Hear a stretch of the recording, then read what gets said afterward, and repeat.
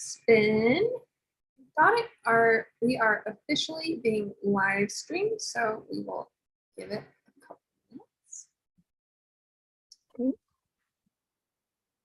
And wait for people to trickle in.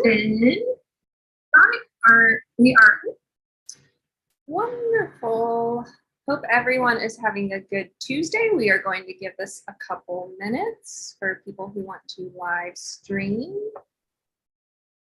Appreciate everyone being here and taking time out of their busy schedules. I'm going to share the link to the live stream in the Discord as well if you are hanging out over there today.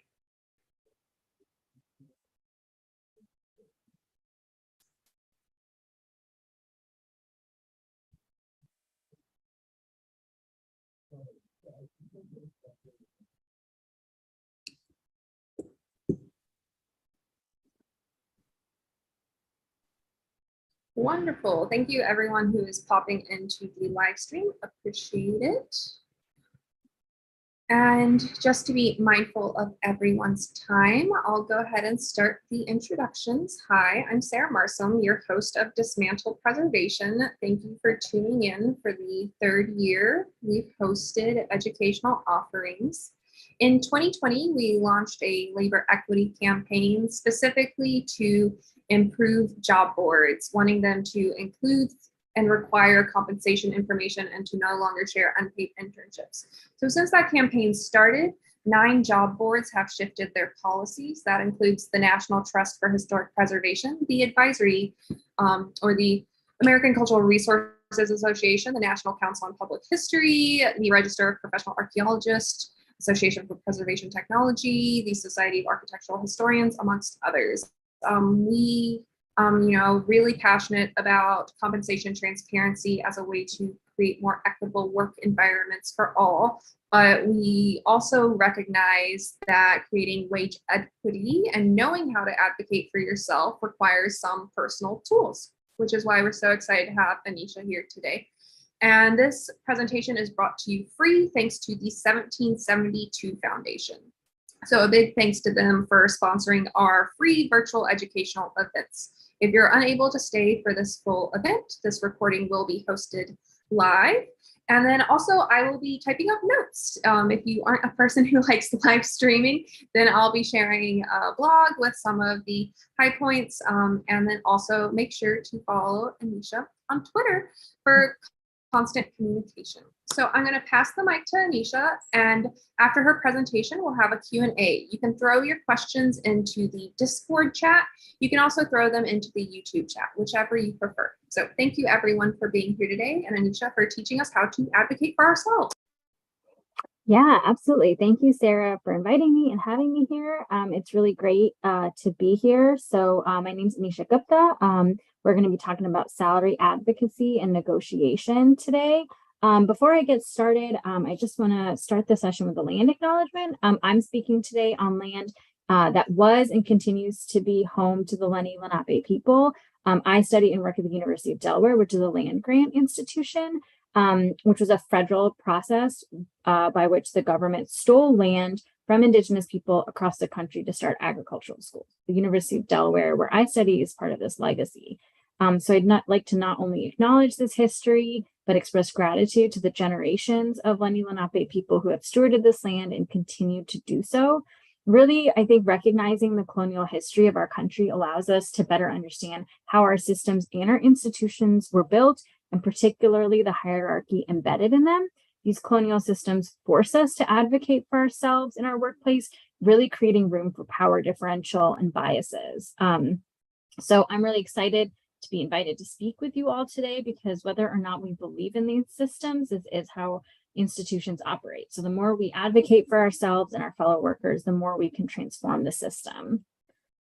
So to get started, I'll just introduce myself quickly. My name is Anisha Gupta. I use she, her pronouns. I am trained as an art conservator, and I worked at museums and libraries across the country, and also consider myself a labor advocate in those spaces. I was also the co-chair of the American Institute for Conservation's Equity and Inclusion Committee, and I'm on the Mass Action Anti-Racism Task Force. So that's kind of where I'm coming from with all of this. So as Sarah said, as I am speaking today, please feel free to put your questions or any feedback into the chat. I'd really love to hear how this is resonating with you, whether you don't agree, whether you're confused, because we're going to cover quite a bit of information and people are coming from different backgrounds, especially as they think about where they are in their career. Also, there's so much that people don't know about negotiating, might not feel comfortable with. I don't consider myself an expert. It's not something I study, but it's something that I've been doing for a few years now, helping people negotiate. So, offer your own personal experiences, your own advice, all of that. We can keep it kind of a conversation. So the last thing I'll say is, as you're sort of putting that out there publicly, keep in mind, this is being recorded, this is public. So think about whether you want to be naming institutions and people if you're worried about that. Okay, so, there is sort of a general taboo in talking about money, though I'm really happy to say thanks to efforts like Dismantle Preservation and many others, we're sort of talking about money and salary more, which is fantastic because transparency is so key. But I wanted to start with some myths in the workplace because not talking about money can really lead to depressed wages, especially for marginalized groups. So we know that salaries in the arts and culture field can be staggeringly low. So my hope is that by empowering all of us with more information to negotiate, we can start moving that needle. One of the most important points in your career for salary is when you're negotiating for a job. We'll talk about this, but once you get the job, it's harder to negotiate once you're in the institution. Also, the gender pay gap is the lowest when you're under 30. For some of us, we've already sort of missed that point, but negotiating as an early career professional as well, even if you don't feel empowered, is really important. So I just want to start with a few things that we hear in the workplace that might discourage you from doing some of this stuff. I hear a lot, I'm lucky to have a job. I would say you've worked really hard to have a job. It's not luck. More importantly, you bring value to your organization. So think about the skills that you have. It's not just like you fell into this position. You're bringing a lot. I hear my employer is looking out for me and my salary. The employer's job is really to look at the bottom line of the institution, the financial health of that institution. They might be benevolent and really want to take care of you, but the institution's financial health is usually their primary goal. The benefits are so good. Your salary has to be lower. I've heard this from HR. Benefits can change. So that's really important. Salary and benefits are separate and benefits can change. Mostly they go down, not always, but we have seen pensions being taken away. The employer might not want to change your healthcare, but the healthcare market is really volatile. So they don't have as much control over that. So, benefits and salary are separate things. That's really important. They don't have more money to pay me with. Okay, not to be crass, but that's not your problem, right? They shouldn't be hiring if they can't pay a living wage. They should be raising the money then to pay you properly. Everyone at my institution is paid as poorly as me. Maybe, but in my experience, once you start looking around, that might not be true. I've experienced it. I've heard about it from other colleagues. So you don't want to assume, and having pay parity or equal pay is extremely important. So again, being open and transparent can help everyone. I'm lucky to be able to do this work. That one can be really true. We have some really amazing jobs with amazing opportunities. But your landlord doesn't think you should pay less rent because your job is so cool. That doesn't work when you go to the grocery store. Happiness and job satisfaction are not what you get paid with. And that's important and kind of what this bottom line comes down to. So if you're here, you might not have needed to hear all of this, but it might be things that you hear from other people. And so maybe you can be armed to help the next person be more transparent about their salary. I've talked a little bit about the gender pay gap. So I want to just talk about that really quickly. People are not paid equivalently for equivalent jobs. That's just a fact. There's lots of studies that are going on about that. And here I'm talking about the gender pay gap is the pay gap between men and women. And I say men and women because that's where our data is. We don't have data for LGBTQ workers, not yet. I am hearing about studies that are happening. So I'm going to focus on men and women because that's the data we have. It's a result of many factors. It can be occupational segregation. It can be bias against working mothers, direct pay discrimination. It has to do with racial bias, disability, age. So there can be many things that can perpetuate gender pay gaps. One is using your previous salary history. That used to be very common practice. It is being phased out, and in some places it's illegal. So make sure you know your rights. So for example, in Philadelphia, it's not legal to ask about your pay history, but I'm not sure it might be legal in the state of Pennsylvania, for example. So you want to know your rights and not be sort of setting yourself up. What you got paid in your last job shouldn't dictate what you get paid at your next job. It's based not just on gender, but on race. This is really important. So that's why I have this diagram here. You can see that usually if you hear about the gender pay gap or equal pay day, that's for white women. So this is kind of an old one, so I should update that. But I apologize. I picked this one because it has the gender or the race breakdown. You can Google kind of what it currently is, though 2020 has changed a lot of our data. But 77, white women make 77 cents on the dollar for every man. But as you can see, for American Indian or Alaska Native women, it's only 58 cents to the dollar. Hispanic or Latina women, it's only 53 cents. And for Asian women, it's 85%. And again, this should be broken down more. Usually when we say Asian, when it's that high, we mean Chinese and Indian women. Hmong, Cambodian women are discriminated more and are usually a lot lower. So this is complicated. It's not really necessarily something you need to think about. But I bring this up because in a lot of arts and culture, we're in predominantly female fields. And so we need to be sort of needing to do this more than other fields. And so, I'm happy to share these slides through Sarah, but just in case anyone doesn't believe me, this is specifically for the art museum field. This was a Mellon study that was done where you can see, especially in museum leadership, we actually see a little bit more balance because men get the higher leadership positions, but education, curatorial, conservation, we're seeing predominantly female field. So we're definitely affected by this.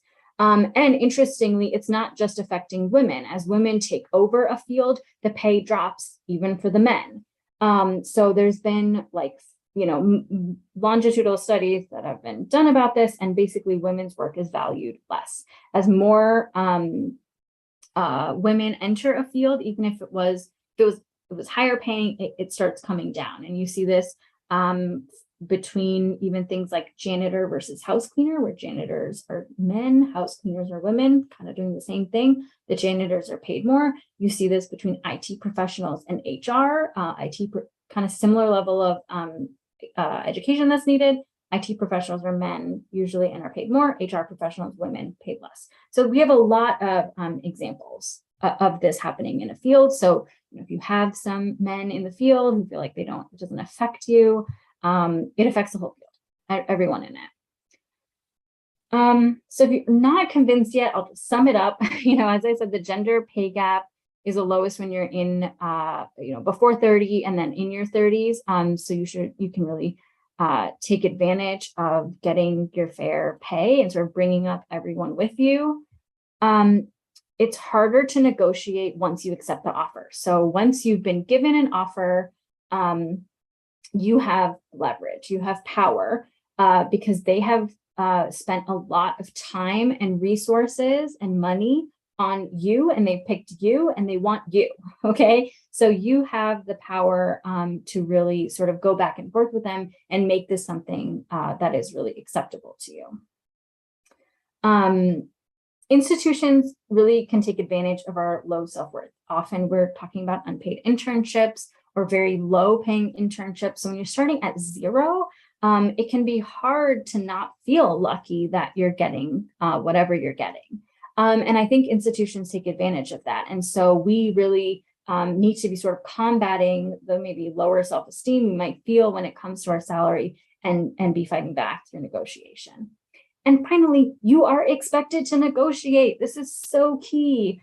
This is not a taboo thing that you're doing. The hiring manager expects that there's going to be, they're going to make you an offer, you'll come back with something else. And if you don't believe me, there was this great report on library negotiation that happened. It was a study of over 1,500 librarians.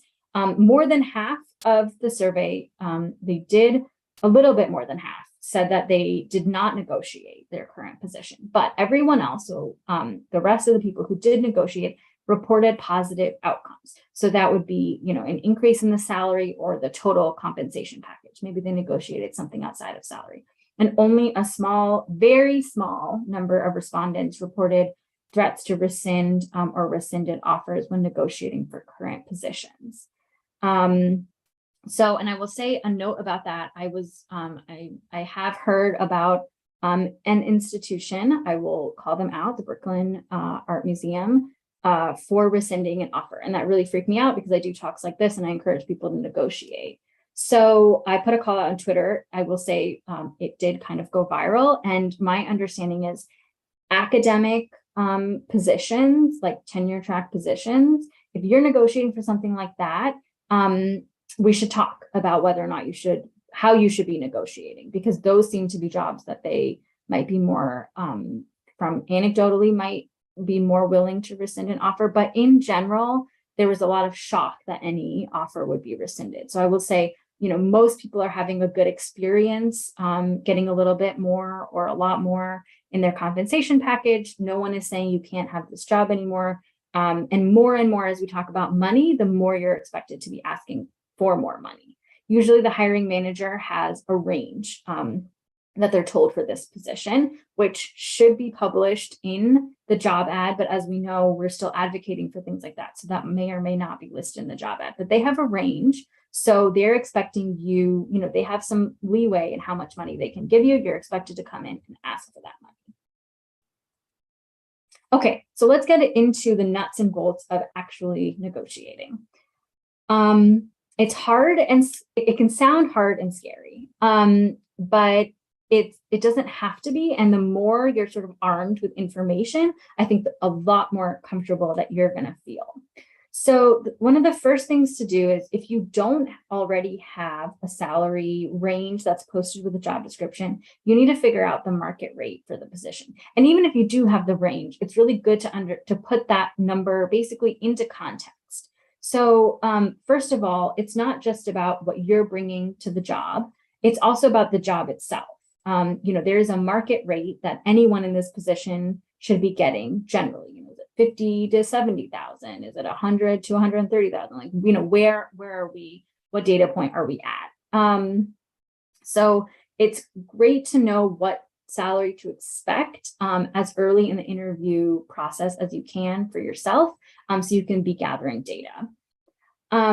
So in order to do that, I have some links here depending on the field you're in. This is a little bit, I apologize, a little bit museum art centric, but I can always, if you're out there ready to negotiate and you need some help, we can always find it. But professional organizations in general are pretty good. So the American Alliance of Museums, the American Association of Art, I think that's the wrong one, American Association Art Museum Directors, AAMD, that's the place to go. The Bureau of Labor Statistics can be helpful. It's not as high as some of the others because it includes a lot more people. It's not as nuanced, but it's a place to start. So find your local professional organization, find out if they have compensation surveys that are public.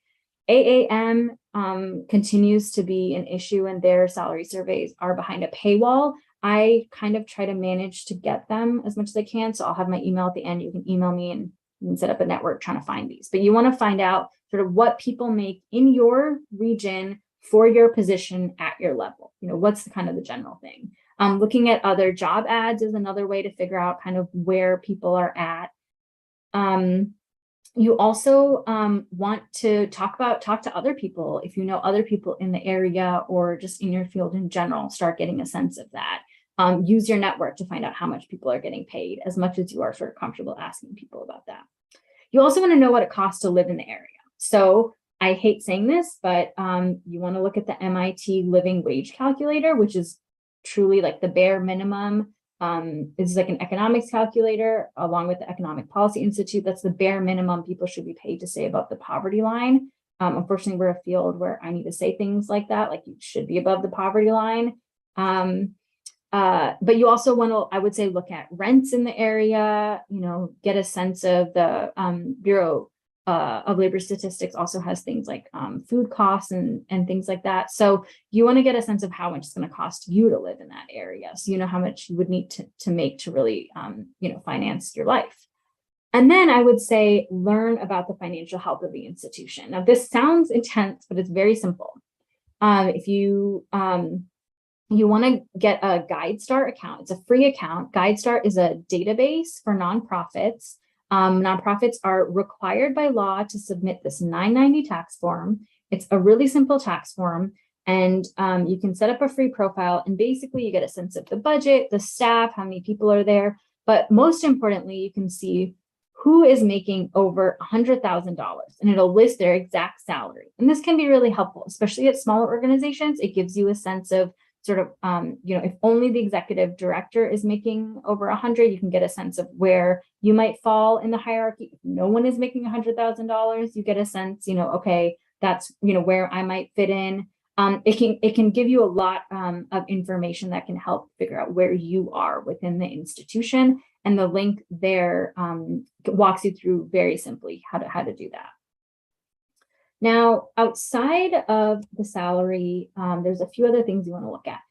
The cost of living calculator from the Bureau of Labor Statistics, that tells you like how much food costs in different places, things like that. That is, especially these days, I'm not sure how accurate it'll be with inflation, but can be really key in figuring out exactly how much your rent and other expenses will go up from year to year. And that's something you can ask for, though I don't know that anyone will necessarily put it in your contract that you get a certain percentage cost of living adjustment every year. But it doesn't hurt to ask to see if that'll be in your contract, or some places have a policy of including that. And it's always good to know if that's already included, because that's not, if your pay increase for just cost of living, that should be happening at every institution. Another thing to negotiate is your moving expenses. Now that I think is really good to calculate and ask for. And so calculate everything that it would cost you, from hotel rooms, driving cross country, the gas, your flight, storage, the moving truck, whatever it might be.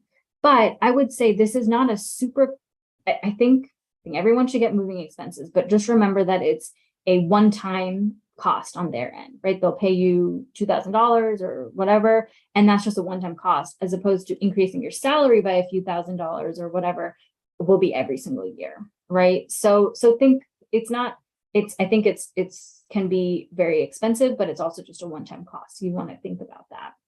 There's other benefits that you can be negotiating as well.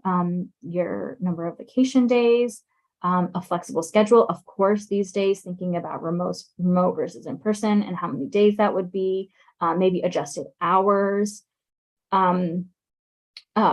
parental, I don't have here, but parental leave, some places you only get maybe 70% of your salary when you go on to maternity or paternal leave. And so is that, maybe you can negotiate 100% of your salary or more time off that's paid. A 401k matching is usually a harder thing to negotiate, but depends on the institution. Don't forget about like professional development. And when I say that, I just think about like in these other benefits, what would make you happy? Do you want time that you're allowed to have for teaching? Because that's something that's really you're interested in doing. Is it money for research travel, or, whatever might make you happier at your job? These are the things to be negotiating. And commuter benefits as well, thinking about what it is like to go to the office if you have to go in. So these are all the other things that you can be negotiating in addition to the salary. But, you want to be focused on the salary itself, because that is kind of the biggest, obviously the biggest part of the living expenses. And in trying to understand this in the institution, especially if you have multiple interviews, it's helpful to ask for the HR policy, like a staff handbook or something like that. Sometimes they'll give it to you along with a health insurance policy. And that's helpful because it gives you a sense of what to ask for. Let's say you're asking for more vacation days, but they actually do give you a really good amount of vacation days. So that's not something you need to sort of waste your negotiating on. So asking for the staff handbook can be really helpful. It also gives you a sense of the culture of the place. Is this a place that has a very flexible work culture that makes you, maybe give up some things because you think your supervisor will be more okay with it happening on the fly, not in your contract? Or are you seeing some like really stringent kind of draconian rules in there that might make you think differently about how you're negotiating, what you're making sure is in writing to make you happier at work? So those are all the things that you can be thinking about to negotiate. And then the actual negotiation process. So this is where I feel like, once you've gone through and really read various staff documents that you might get your hands on, you've thought about the market rate, you've talked to other professionals, you sort of honed in on what salary number or range will make this job acceptable to you. I feel like the negotiation process itself, you've set up what you want, maybe what you're willing to compromise on, and what is, not a non-negotiable for you. So hopefully the negotiation process can go more smoothly, right? Because you're really armed with all this information. So if you do this over the phone, you can respond more easily to the person. You can kind of hear their tone of voice. You might have a little bit of back and forth. I think that can be really nerve-wracking, especially if you're doing this for the first time. There's nothing wrong with doing it over email. So when you get the initial offer, make sure everything is in writing. Sometimes these offers come over the phone, and it's great to say to them, thank you so much. I'm so excited for this position. I would like to think about the offer you presented. Would you mind sending me all this information in an email? In with your nerves and all the butterflies in your stomach, you might misunderstand what they're saying, or you don't want to have any conflict later about what you thought they were offering. Make sure you get everything in writing. A simple email is great. And then you can respond via email. So again, make sure you have all the information asking about health insurance, knowing about the vacation time, all of those different things. You can ask them, how did you come to this number? Or, what is the potential for salary raises? That can come later, or you don't need to ask that, but you have the option to sort of talk a little bit about how they came to that number if you didn't know the number already from the position description. So then you can respond via email, and I would say, you don't need to send them all the research that you did, but if you're asking for substantially more, and you'll get different things online about how much to ask for. Some industries 5 to 10% is appropriate, and others it's 10 to 20. I would say with lower salaries like we do in arts and culture, I think asking for 10 to 20% more is appropriate. You can say, if you feel like you're needing to make a case for it, it doesn't need to be like, I'm so amazing, I want 20% more.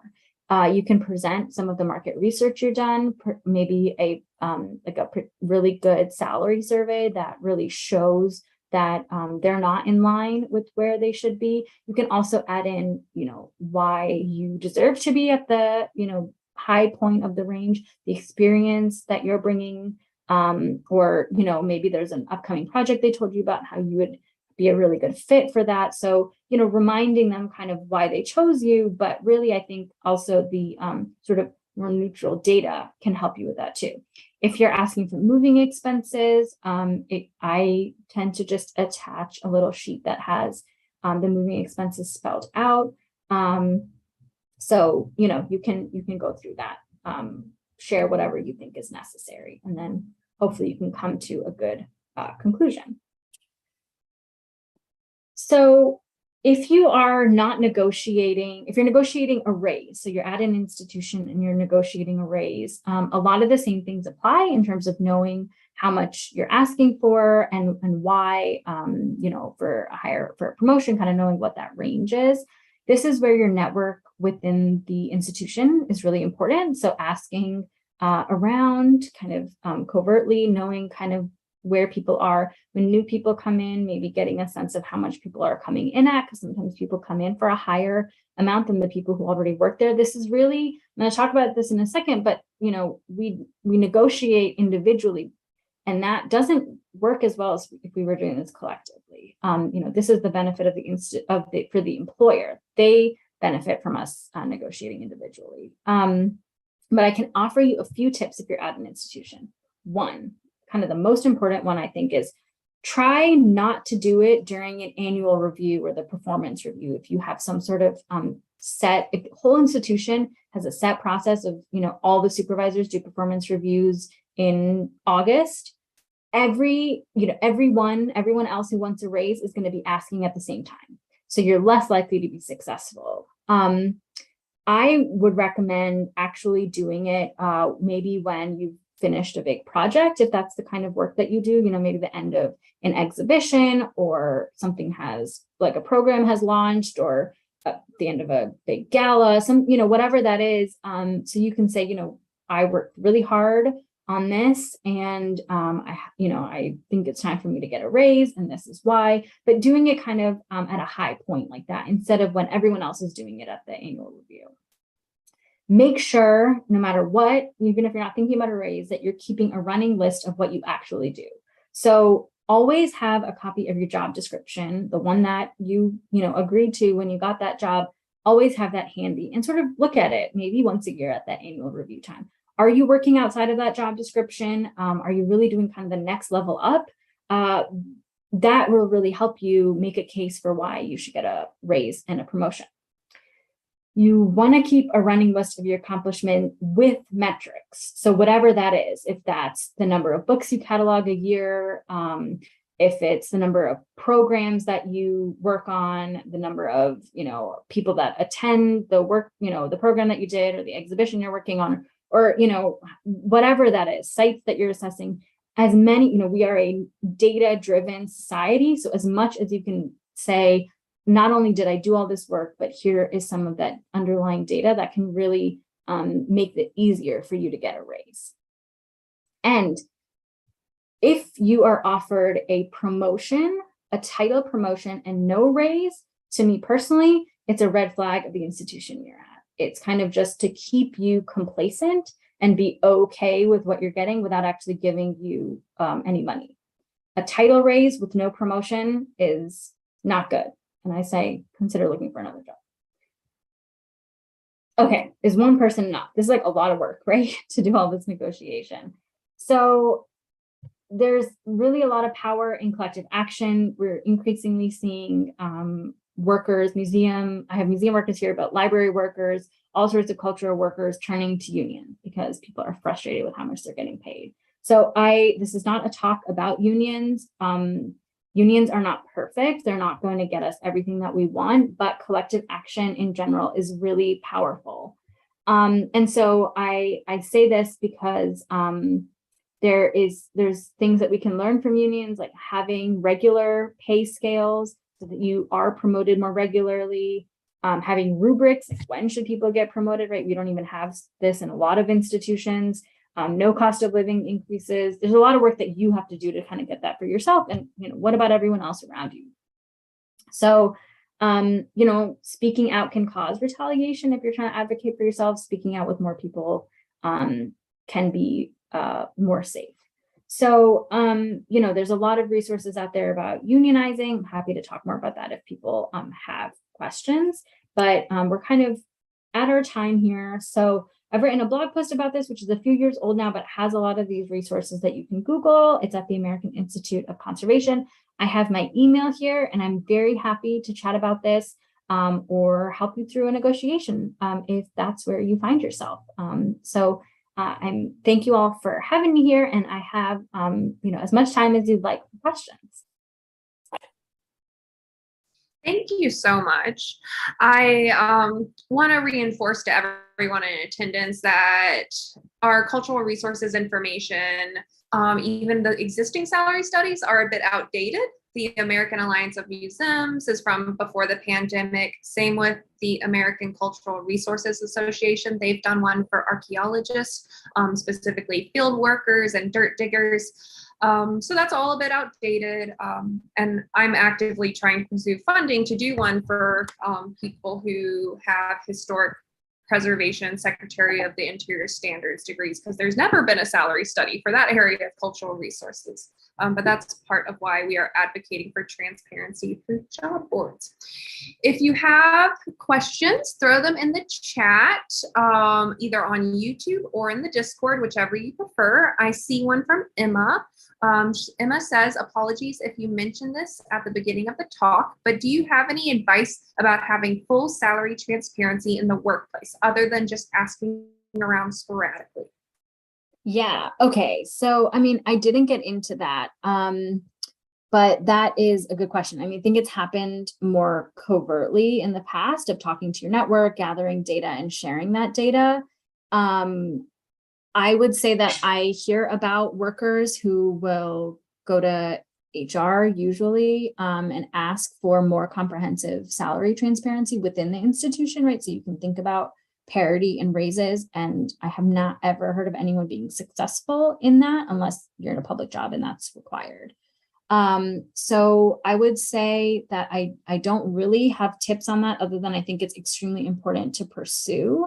And I would say if anyone else has done that, I'd love to hear about that in the chat as well. At an institution, I would say, banding together and sort of showing all the benefits of that, because I think it can be beneficial to the institution as well. There can be some growing pains in, okay, there's not parity here and there, but that transparency can really help once you're at parity to just, for everyone to know that what the institution is doing for them is, really great. I was at an institution where I learned that they took the salary data from our organization and gave it to some like a consultant that was for labor equity and making sure they checked that everyone's jobs fit the market rate and they weren't underpaying anyone. They didn't tell us they were doing that. So we didn't know that that was happening. So having more transparency can be really good for the organization. But again, a lot of people I know at institutions have asked for that and never been successful. So I can't necessarily tell you any tactics for that.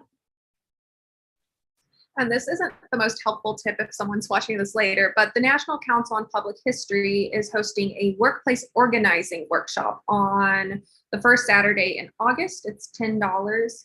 So that's also a great option if you're looking to deep dive into that topic. They will be exploring unions as well. It's about a 6-hour workshop. Katie Del Taco says, this topic is so stressful and anxiety inducing to me. Thanks so much for these helpful, actionable tips.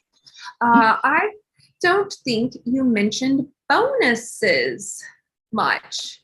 So how do you feel about bonuses versus raises? How do they make That's a good question.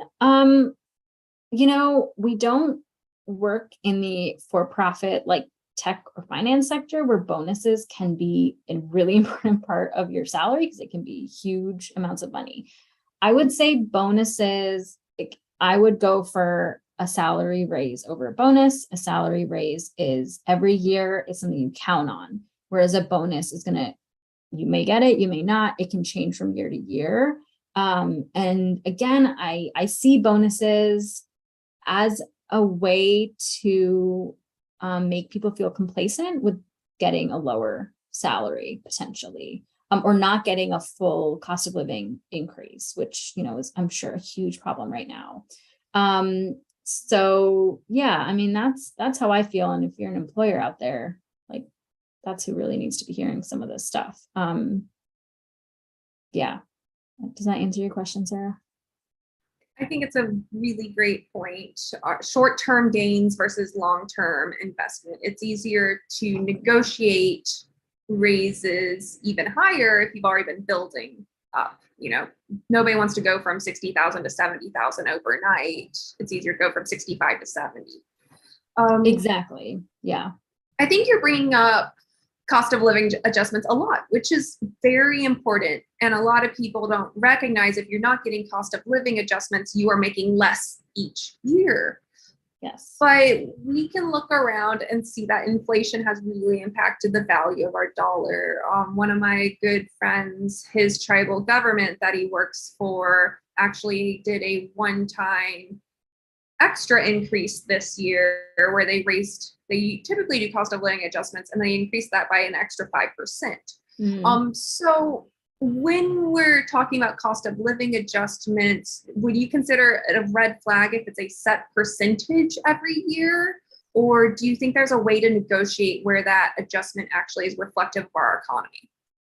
Yeah, I would think that I would say I wouldn't necessarily get a red flag if it is at least some set percentage every year, because so many institutions don't do that, that the fact that they're thinking about the fact that you need, adjustment every year is really good and a good sign. And I think that's an opportunity to talk to them about, what happens when the government shows us that inflation has been so much more or whatever. So I think it just opens up the door. You should be very cognizant of that and bring that up as a topic and see what they say, how flexible they are in that. The Bureau of Labor Statistics is a really good source in showing you just how much your area is going up. They don't do every city, which is unfortunate, but especially these days, there's a lot of data around inflation. And so it's something that, again, is like really important to be bringing up with your employer. And before the end of the year or whenever you might get salary increase, or if there's a time of year that makes sense, end of the fiscal year or the calendar year, whatever that is. And again, like talking to people at your workplace about that and sort of educating people and sort of even doing some informal organizing can be more effective than just you asking. Wonderful. And again, people throw questions in the chat if you want. No pressure, because I have plenty. So we've explored bonuses a bit, cost of living adjustments, and you reinforced the importance of keeping your metrics, because metrics are important for grant application, they are important for self-advocacy, they're important for when you're applying a new job to be able to show you're up to snuff. So how do you feel, or what have you seen as some of the most successful metrics that people may not consider? Like one metric I think is always valuable is if you have volunteers at your institution, collecting how many hours they've given, because in theory that saves staff time. So are there some unconventional metrics you consider exploring? Yeah, I mean, I would think really hard about what your position is. So, for example, as a curator, I'm not a curator, I'm a conservator. And we treat objects, but we don't ever track the objects or the number of hours that we work on those objects. And so the things that you take for granted can be really helpful. Like you're saying, volunteer hours, that's just something that's part of the system, but really honing in on that. And I would think about what you feel like motivates your employer. So if this is a place that's really cash strapped, how much money you're able to save them through volunteer hours, through changing supply vendors, because recycling equipment, things like that you can show the monetary savings that you're having, however that takes place. I think that can be really key. So I would think about your institution or your supervisor or whatever, and what makes them tick. That's where you should be honing in on showing your value to the institution. Great. Could not agree more. Value comes in all shapes and sizes. A lot of these benefits that we're talking about are things that you negotiate at the beginning. And then, every 5 years, maybe your paid time off increases by a set amount. Are you seeing any benefits being explored that can assist, if you're from the hiring perspective, that can assist with long-term retention? Because turnover is one of the issues that I'm seeing in a lot of cultural resource organizations. So what would you encourage for long-term retention? Yeah, that is really important. So in terms of long-term retention, I mean, an obvious one these days is understanding flexible schedules, really giving people flexibility in the workplace, especially recognizing that people are caretakers for parents, for children, and showing people that they kind of can be a human in the workplace, I think is incredibly important. And flexible hours comes along with that. So that's one of the main things. And then how the commute fits into that. I hear about employers offering gas cards right now so that people can get to work, or maybe paying for parking, really thinking about those additional costs as more people are having to move outside of their homes and into workplaces. So those are the things that really come to mind and don't necessarily have to cost money, right? Offering flexible schedules doesn't have to cost money. And in terms of, we're talking about cost of living increases, another thing to think about is how many days a week you're working. Maybe they can't pay you more money, but maybe you work only 4 days a week because that's really what your salary is covering with inflation. So things to think about. And one of the great points that gets left out of the 4-day work weeks frequently is it saves the institution so much money because it's less electric, it's less utilities. It really has lowered their cost. So unfortunately, sometimes we have to sell them by it's not just us, the employees. How does it benefit you as an institution? Jason from Texas is chiming in saying it's important we advocate for both institutions to publicize their pay and employees to share their salaries with each other. Keeping salaries a secret allows employers to lowball wages. Employees deserve livable wages, and it's those wages that keep employees motivated in their work. It's very true. And I will just jump in if I didn't say that enough, like cosign 100%, like it's so important that we be putting salary out there. So if you're on that other side of the table, which you will be one day, looking at equitable hiring and retention practices, which is like not really what this talk is about, but there's a lot of great resources out there to make this a much more equitable process and not putting, if you're at an institution that is promoting DEAI, hiding salary just perpetuates inequality. So if you find yourself arguing with HR, then, that's definitely something that you can say, if we're going to stand behind DEI, this is one way we can put this into practice, right? It doesn't need to be shaming them. It can really be like, this is progress. So that's incredibly important. And really the genesis of this talk was just to give it to a small group of conservators, because I went through this process and really benefited from a friend of mine who just called everyone on and every institution she could think of to ask them their salaries. And I used that data. So, if you don't have salary compensation surveys, at least doing the informal collection and then making that widely disseminated as much as you can really helps everyone. So if that's not clear, that is like really the point of this. Yes. And if you need to look at job boards sometimes to explore because the data is outdated or maybe it hasn't been created for groups, we now are up to 8+ national job boards and cultural resources that require compensation information. So the data is more readily accessible for you all out there, which is invaluable. I really love that you made sure to include continuing education as one of the things you should advocate about in negotiation. I've started to see a trend of people getting stipends for degrees that already exist. If it's part of preferred qualifications, are you seeing some academic type benefits that people should consider? If they're entry level and wanting to go get that master's so they can get a higher level position, or if you are coming in with more qualifications than they ask, is this something worth asking for money? It's new to me. Yeah, I think that's great. I think that definitely thinking about your continuing education is really important. It can be informal things like wanting a budget, a workshop budget each year or something like that. But it can be definitely more formal education.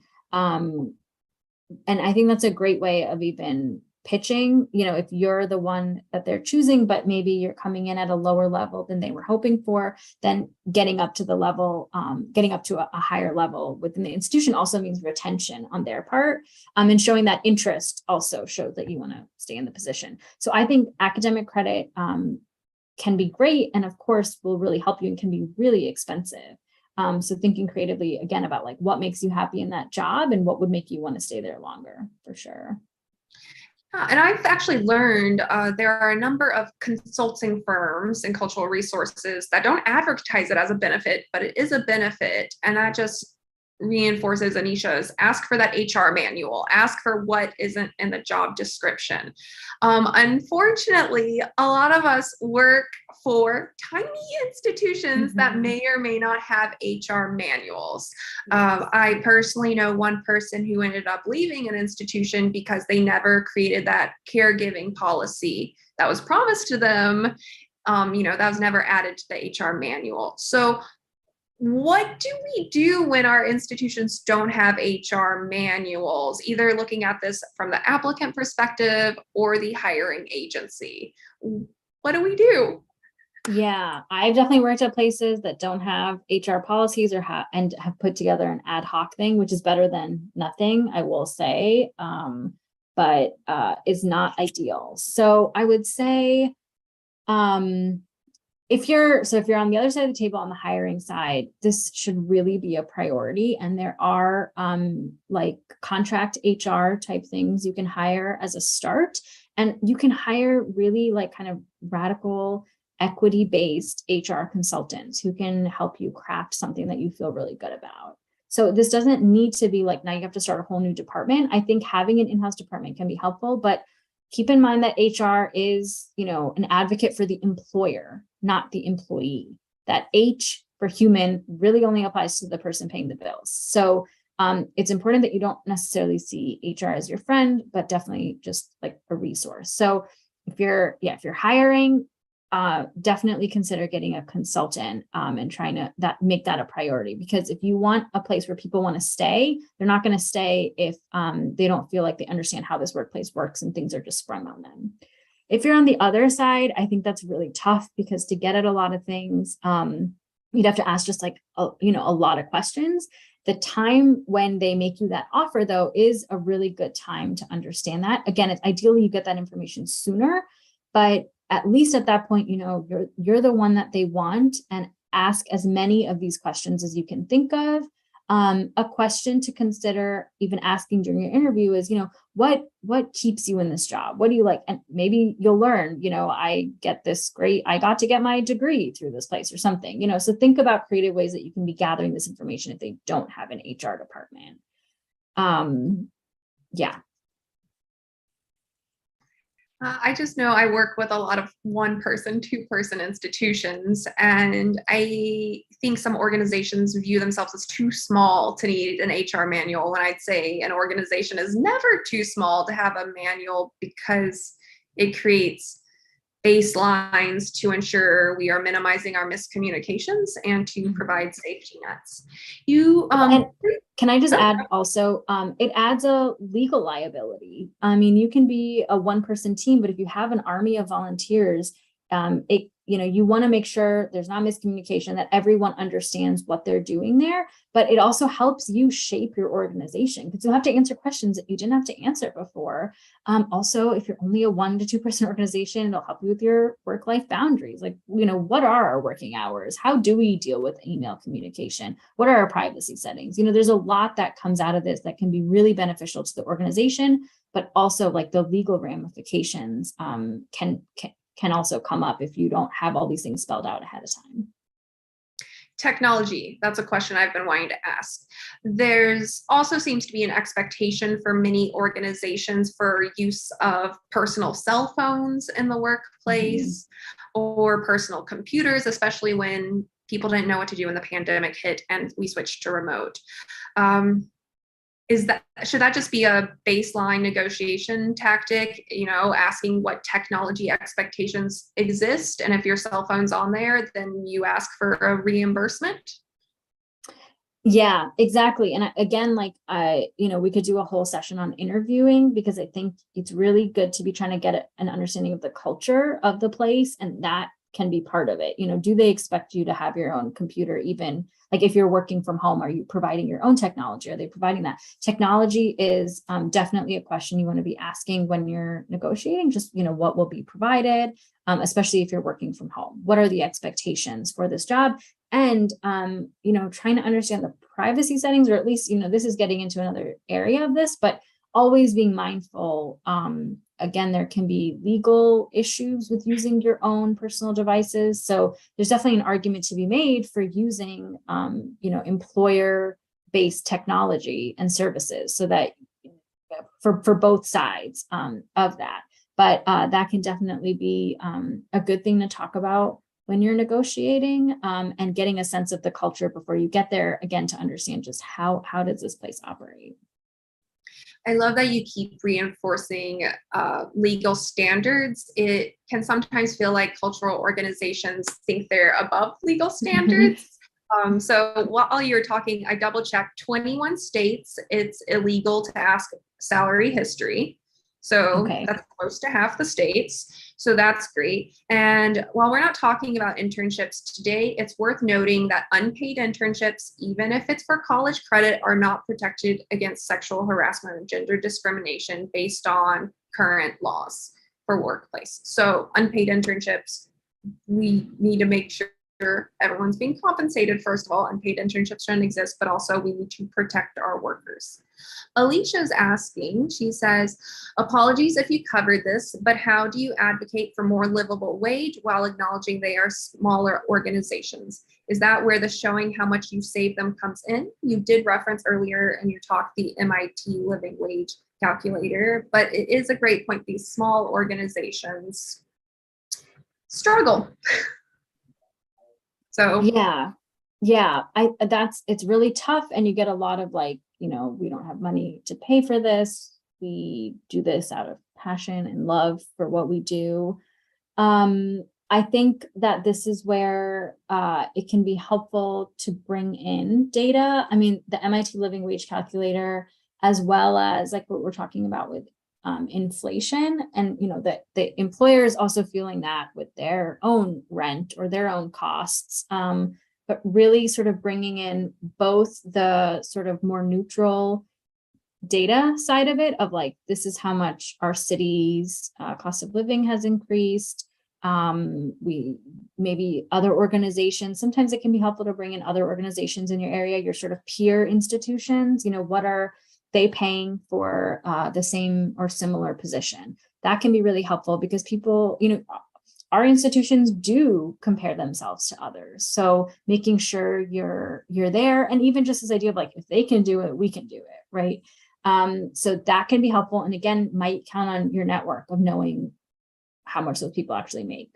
So that's kind of the market rate side of things. And then yes, like on the personal side of things, it's about maybe how much money you've been saving the institution, or the value that you're bringing to the institution through the metrics or evaluations. If you do public facing things, or you work with students or something like that, if you have evaluations, thinking about how you can make that argument on a personal level for you. But it is definitely really tough.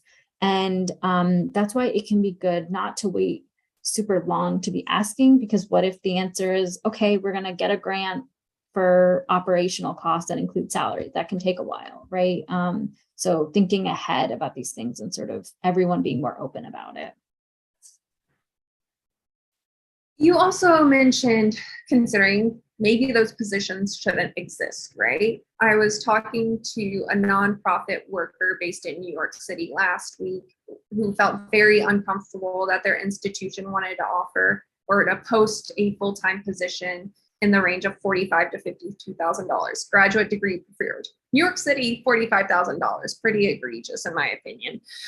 So we were talking through how the position can be reframed. I was saying 2 part-time positions, that's a fellowship for a current student, $25,000 for a student. I would have loved that. But do you have any other things that maybe institutions should be reconsidering if they can't make that full-time living wage? Is it we switch to part-time?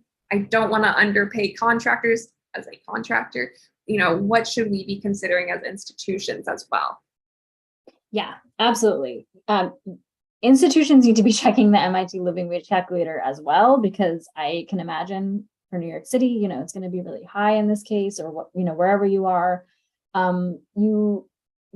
all the stuff that I've said about research should be what you should be doing before you post that job as well. What is the market rate for these positions? What does it cost to live here? If you employ people, you should know what the rent is, no matter what your personal housing situation is. You should, it's like the president should know how much a gallon of milk is. And employers should know what it means to ask someone to live nearby. How much is that rent?